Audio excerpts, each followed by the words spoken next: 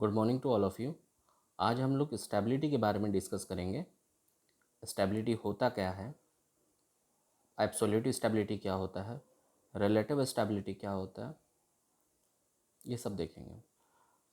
राउथ Hurwitz क्या है, how to create, how to make Routh Hurwitz table और Routh table, ये सब देखेंगे आज के चैप्टर में।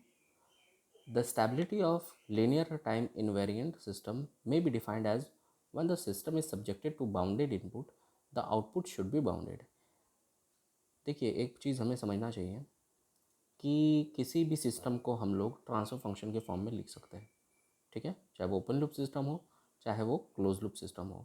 और मैथमेटिकली उसको हम लोगों को सॉल्व करने के लिए या एनालाइज करने के लिए ट्रांसफर फंक्शन में उसको लिखना सबसे बेस्ट ऑप्शन होता है rather than in time domain. हम चाहें तो किसी भी सिस्टम को टाइम डोमेन में भी लिख सकते हैं, लेकिन आसानी के लिए हम उसे लाप्लास डोमेन में लिखते हैं या एस डोमेन में लिखते हैं, क्योंकि वो उसको लीनियर फॉर्म में शो करने में हेल्प करता है। तो लाप्लास ट्रांसफॉर्म होता क्या है? लाप्लास ट्रांसफॉर्म होता है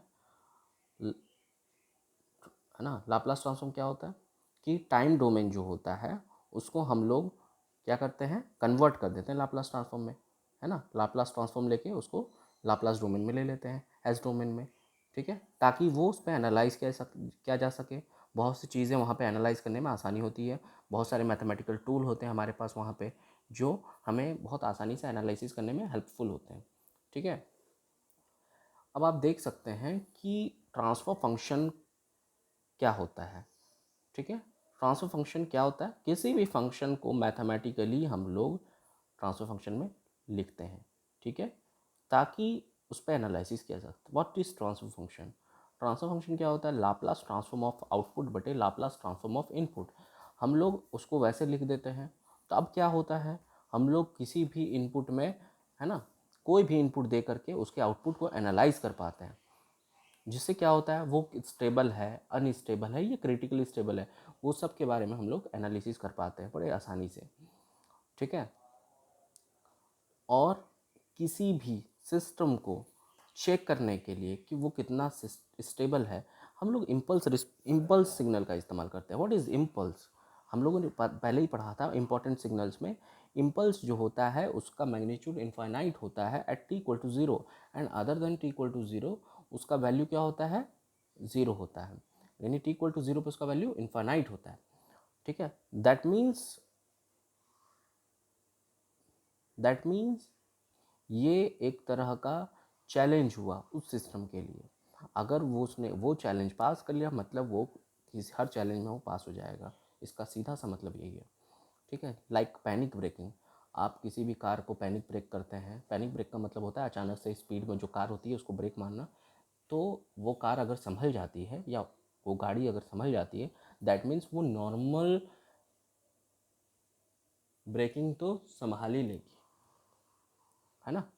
नॉर्मल ब्रेकिंग तो वो संभाल ही लेगी।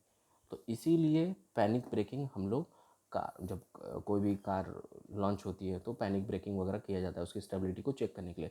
जस्ट लाइक दैट, है ना, ये सिस्टम का पैनिक ब्रेकिंग टेस्ट होता है। क्या? इम्पल्स सिग्नल इनपुट में देना। जब हम लोग इनपुट में इम्पल्स सिग्नल देते हैं तो आउटपुट जो आता है उसको हम लोग इम्पल्स रिस्पॉन्स कहते हैं। ठीक है, इनपुट जैसे मान लीजिए स्टेप सिग्नल देते हैं, इनपुट यूनिट स्टेप दे रहे हैं मान लीजिए, तो आउटपुट जो होगा वो स्टेप रिस्पॉन्स कहलाएगा। उसी तरह रैंप इनपुट देंगे तो रैंप रिस्पॉन्स कहलाएगा आउटपुट।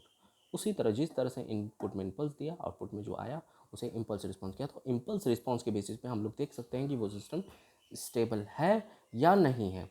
ठीक है, या कहें क्या, ये तो मैंने टाइम डोमेन की बात की, लेकिन सेम सिस्टम को हम लोग अगर एस डोमेन में ले लें, लाप्लास है ना, लाप्लास ट्रांसफॉर्म करके, तब उसके क्लोज लूप पोल्स के लोकेशन के बेसिस पे भी हम लोग डिसाइड कर सकते हैं कि वो स्टेबल है या नहीं है। ठीक है, आप यहाँ पे देख सकते हैं क्लोज लूप पोल लोकेशन आपको एक जगह दिया हुआ है कॉलम में। वो स्टेबिलिटी क्राइटेरिया मीन्स वो एब्सोल्युटली स्टेबल है, रिलेटिव, है ना, वो क्या बोलते हैं, अनस्टेबल है या क्रिटिकली स्टेबल है। ठीक है, और एक जगह आप देख रहे होंगे इम्पल्स रिस्पॉन्स आपको दिख रहा होगा। बस इतना समझ लीजिए कि इम्पल्स रिस्पॉन्स को, है ना, आप लोग ने अगर उसका इम्पल्स रिस्पॉन्स का लाप्लास ले लिया तो आपका क्या आ जाएगा, ट्रांसफर फंक्शन आ जाएगा, है ना। और ट्रांसफर फंक्शन से क्या निकल जाएगा हम लोग का, क्लोज लूप पोल निकल जाएगा। अब वही पोल का लोकेशन दिया हुआ है आपको। तो यहाँ पे हम लोग एक चीज़ समराइज़ करेंगे कि RHS और LHS, LHS for left hand side, RHS for right hand side, अगर क्लोज लूप पोल का लोकेशन, है ना, अगर LHS में होता है तो वो एब्सोल्युटली स्टेबल, आप यहाँ पे देख सकते हैं, है ना, आप यहाँ पे देख सकते हैं LHS में एक पोल है, मीन्स ये एब्सोल्युटली स्टेबल है।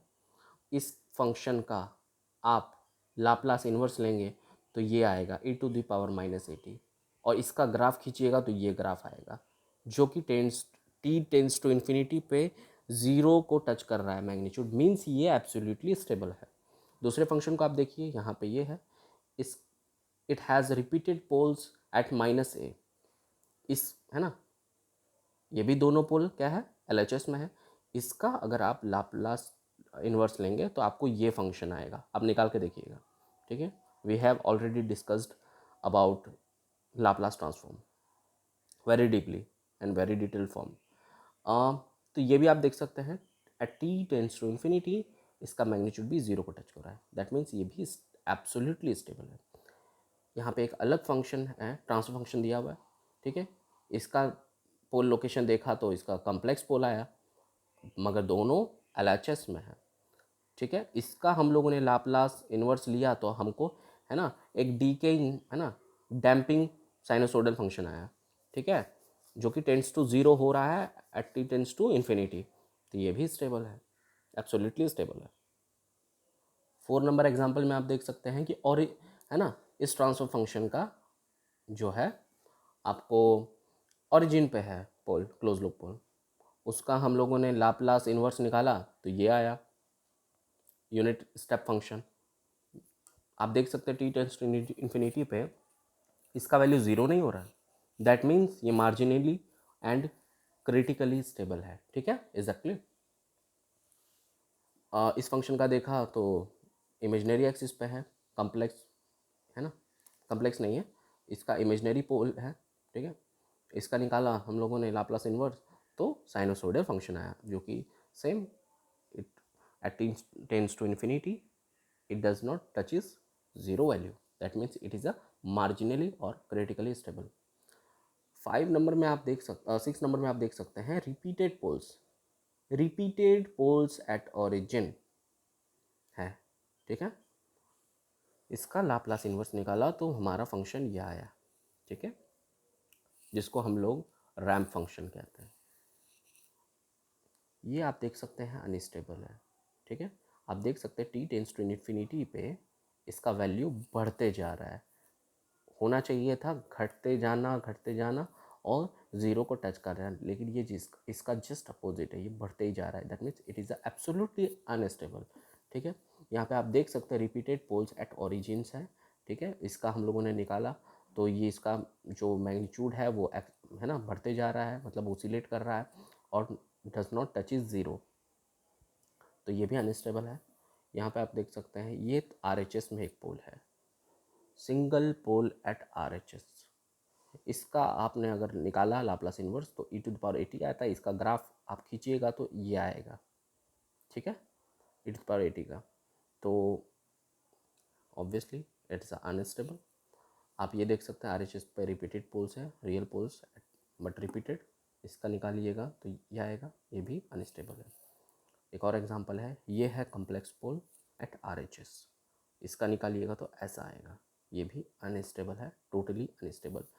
तो इस तरह से हम लोग समराइज़ कर सकते हैं कि LHS में अगर सिंगल पोल है ना, LHS में अगर सिंगल पोल है तो वो क्या है, स्टेबल होगा, है ना।